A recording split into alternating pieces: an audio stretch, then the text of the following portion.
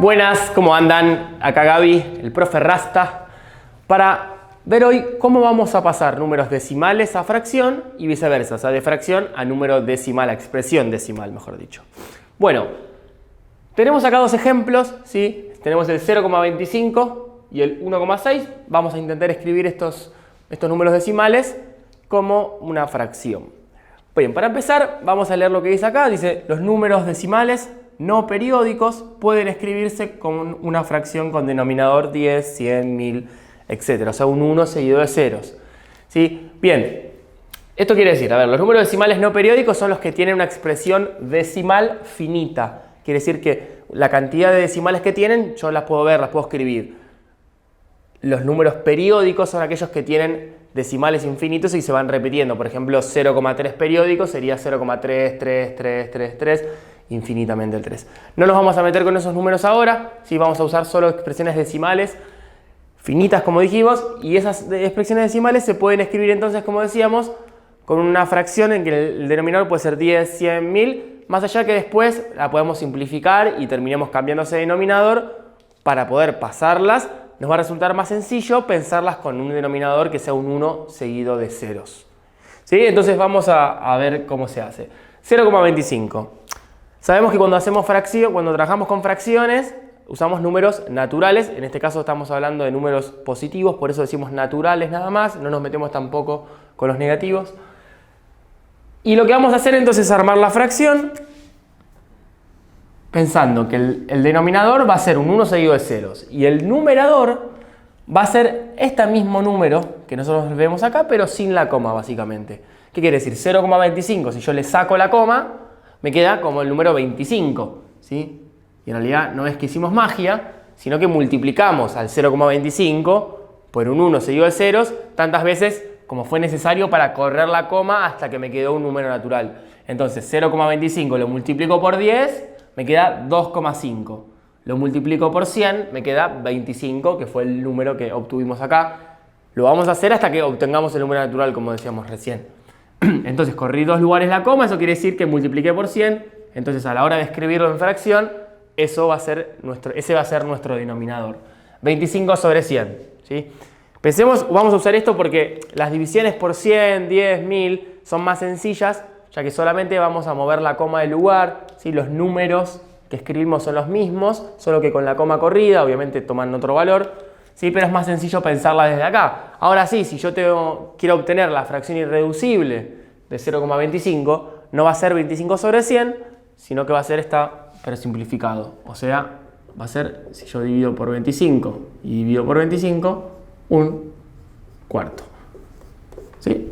Entonces 0,25, la pensé con denominador 100 primero, luego la simplifiqué y me quedó un cuarto. ¿Sí? Vamos a pensar en esta, 1,6. ¿Quieren tomarse un minuto y pensarlo ustedes? Y luego volver a poner play en el video, lo pueden hacer. Bien, 1,6 lo llevo primero a número natural, le saco la coma, entonces me queda 16. ¿Qué hice yo para obtener ese número natural? Corrí la coma un lugar a la derecha, o sea, multipliqué por 10.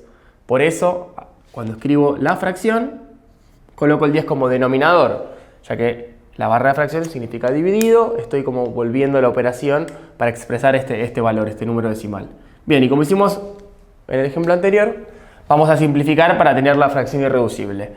16 y 10 se pueden dividir, vamos a empezar por 2. En realidad vamos a empezar y terminar porque esto va a dar 8 quintos. Y 8 quintos es la fracción irreducible del número decimal 1,6. ¿Sí? Obtenemos entonces el número natural, o sea, le sacamos la coma al valor decimal y en el denominador colocamos 10, 100, 1000, dependiendo cuántos decimales hayamos corrido entonces la coma. Vamos a pensar al revés. Fracciones que queremos expresar con número decimal. Vamos ahora a ver entonces el camino contrario, o sea, cuando tenemos fracciones y queremos expresarlas con número decimal. Bien, vamos con el primer ejemplo. Tenemos un medio, ¿sí?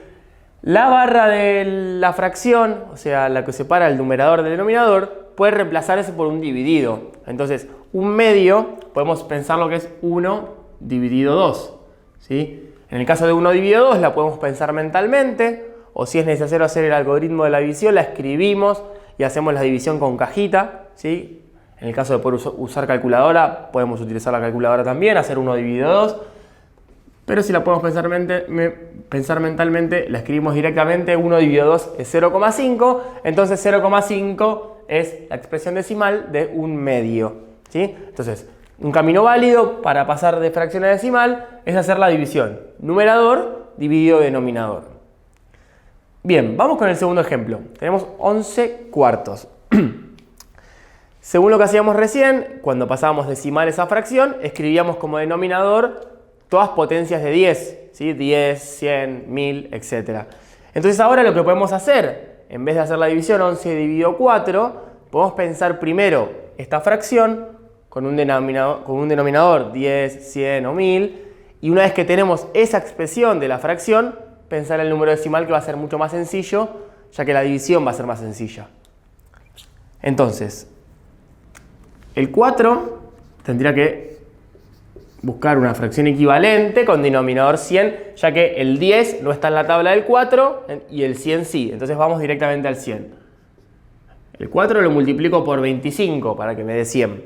Entonces, para obtener fracción equivalente, el 11 lo voy a multiplicar también por 25.